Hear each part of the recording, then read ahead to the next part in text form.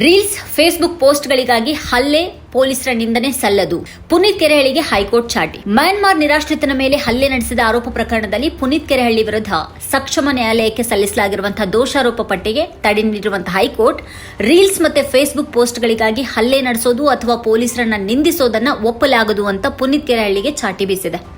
ಬೆಂಗಳೂರಿನ ಚನ್ನಮ್ಮನ ಅಚ್ಚುಕಟ್ಟು ಪೊಲೀಸ್ ಠಾಣೆಯಲ್ಲಿ ದಾಖಲಾಗಿರುವ ಪ್ರಕರಣ ರದ್ದು ಕೋರಿ ಪುನೀತ್ ಕೆರೆಹಳ್ಳಿ ಸಲ್ಲಿಸಿರುವಂತಹ ಅರ್ಜಿಯನ್ನ ನ್ಯಾಯಮೂರ್ತಿ ಎಂ ನಾಗಪ್ರಸನ್ನ ಅವರಿದ್ದಂತಹ ಏಕಸದಸ್ಯ ನ್ಯಾಯಪೀಠ ವಿಚಾರಣೆಯನ್ನ ನಡೆಸಿತು.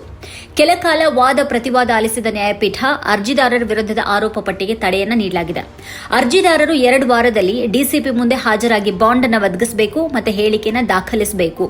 ಇಲ್ಲವಾದಲ್ಲಿ ಈಗ ನೀಡಿರುವಂತಹ ಮಧ್ಯಂತರ ಆದೇಶ ಸ್ವಯಂ ಚಾಲಿತವಾಗಿ ರದ್ದಾಗಲಿದೆ ಅಂತ ನ್ಯಾಯಪೀಠ ಎಚ್ಚರಿಕೆಯನ್ನ ನೀಡಿದೆ. ನ್ಯಾಯಾಂಗದ ಪರಿಶೀಲನೆಯಲ್ಲಿರುವಂತಹ ಪ್ರಕರಣಗಳ ಸಂಬಂಧ ಸಾಮಾಜಿಕ ಮಾಧ್ಯಮಗಳಲ್ಲಿ ಯಾವುದೇ ಹೇಳಿಕೆಯನ್ನ ನೀಡಬಾರದು ಅಂತ ಪುನೀತ್ ಕೆರೆಹಳ್ಳಿಗೆ ನಿರ್ದೇಶಿಸಿ ಅರ್ಜಿ ವಿಚಾರಣೆಯನ್ನ ಹೈಕೋರ್ಟ್ ಮುಂದೂಡಿತು.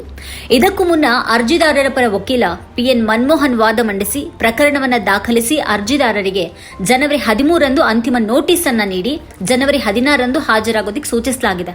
ಆದರೆ ಮರುದಿನಾನೇ ಆರೋಪ ಪಟ್ಟಿಯನ್ನು ಸಲ್ಲಿಸಲಾಗಿದೆ. ಅರ್ಜಿದಾರರಿಗೆ ತಮ್ಮ ವಾದ ಮಂಡಿಸೋದಕ್ಕೆ ಅವಕಾಶವನ್ನ ನೀಡಲಾಗಿಲ್ಲ ಅಂತ ಹೇಳಿದರು. ರಾಜ್ಯ ಹೆಚ್ಚುವರಿ ಸರ್ಕಾರಿ ಅಭಿಯೋಜಕ ಬಿಎನ್ ಜಗದೀಶ್ ಅವರು ಬೇರೊಂದು ಪ್ರಕರಣದಲ್ಲಿ ಜಾಮೀನು ಸಂಬಂಧ ಬಾಂಡ್ ಸಲ್ಲಿಸುವಂತೆ ಆದೇಶ ಮಾಡಿರೋದನ್ನ ಪುನೀತ್ ಪಾಲಿಸಿಲ್ಲ. ಈ ಸಂಬಂಧ ಸಮನ್ವಯ ನ್ಯಾಯಪೀಠ ಆದೇಶವನ್ನ ಮಾಡಿದೆ.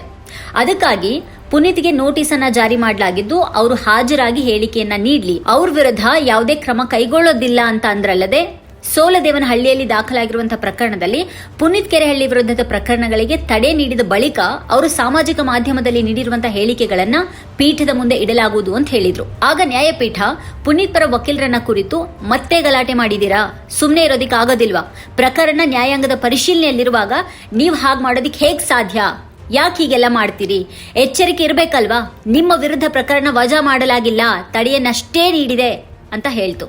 ಅದಕ್ಕೆ ಅರ್ಜಿದಾರರ ಪರ ವಕೀಲರು ನಮ್ಮ ಕಕ್ಷಿದಾರರಿಗೆ ಸಲಹೆಯನ್ನ ನೀಡಲಾಗುವುದು, ಅದಕ್ಕಾಗಿ ಕ್ಷಮೆಯನ್ನ ಕೋರ್ತೀನಿ ಅಂತ ಹೇಳಿದ್ರು. ಆಗ ನ್ಯಾಯಮೂರ್ತಿಗಳು ಅಕ್ರಮ ವಲಸಿಗರ ವಿಚಾರವನ್ನ ಅರ್ಜಿದಾರರು ಎತ್ತಿದ್ದು ಸರ್ಕಾರ ಕ್ರಮ ಕೈಗೊಳ್ತಾ ಇದೆ, ಯಾವುದೇ ವಿಚಾರವನ್ನ ಬಿಂಬಿಸುವ ರೀತಿಯಲ್ಲಿ ಬಿಂಬಿಸಬೇಕು ಅಂತ ಹೇಳಿದ್ರು. ಬಿಎನ್ ಜಗದೀಶ್ ಅವರು ಅಕ್ರಮ ವಲಸಿಗರಿಗೆ ಸಂಬಂಧಪಟ್ಟ ಹಾಗೆ ಕಳೆದ 10 ವರ್ಷಗಳಲ್ಲಿ ಏನ್ ಕ್ರಮ ಕೈಗೊಳ್ಳಲಾಗಿದೆ ಅನ್ನುವಂಥ ವರದಿಯನ್ನು ಸಲ್ಲಿಸಲಾಗಿದೆ. ಸರ್ಕಾರ ಕ್ರಮ ಕೈಗೊಂಡಿದೆ, ಸರ್ಕಾರ ಕ್ರಮ ಕೈಗೊಂಡಿಲ್ಲ ಅನ್ನೋದನ್ನ ಅರ್ಜಿದಾರರು ತೋರಿಸಲಿ, ಅಧಿಕಾರಿಗಳ ವಿರುದ್ಧ ಕ್ರಮ ಕೈಗೊಳ್ಳಲಾಗುವುದು ಅಂತ ಹೇಳಿದ್ರು. ಅದಕ್ಕೆ ನ್ಯಾಯಪೀಠ ದೂರು ನೀಡಿ ಸರ್ಕಾರ ಕ್ರಮ ಕೈಗೊಳ್ಳದೇ ಇದ್ರೆ ನೋಡೋಣ, ರೀಲ್ಸ್ ಮತ್ತೆ ಫೇಸ್ಬುಕ್ ಪೋಸ್ಟ್ಗೆ ಇದೆಲ್ಲವನ್ನ ಮಾಡಬಾರದು, ಅರ್ಜಿದಾರರು ಎಚ್ಚರಿಕೆಯನ್ನು ವಹಿಸಬೇಕು ಅಂತ ಕಿವಿ ಮಾತು ಹೇಳಿದೆ. ನಮ್ಮ ಕಾರ್ಯಕ್ರಮಗಳನ್ನ ನೀವು ನೋಡ್ತಾ ಇದ್ರೆ ನಮ್ಮ ಚಾನೆಲ್ ಅನ್ನ ಸಬ್ಸ್ಕ್ರೈಬ್ ಮಾಡಿ, ಪಕ್ಕದ ಬೆಲ್ ಐಕಾನ್ ಒತ್ತಿ ನಮ್ಮನ್ನ ಬೆಂಬಲಿಸಿ. ಹಾಗೆ ನಮ್ಮ ಕಾರ್ಯಕ್ರಮಗಳನ್ನ ಲೈಕ್ ಮಾಡಿ, ಕಮೆಂಟ್ ಮಾಡಿ, ಅದನ್ನ ಬೇರೆಯವರಿಗೂ ವಾಟ್ಸ್ಆಪ್ ಮೂಲಕ ಶೇರ್ ಮಾಡಿ.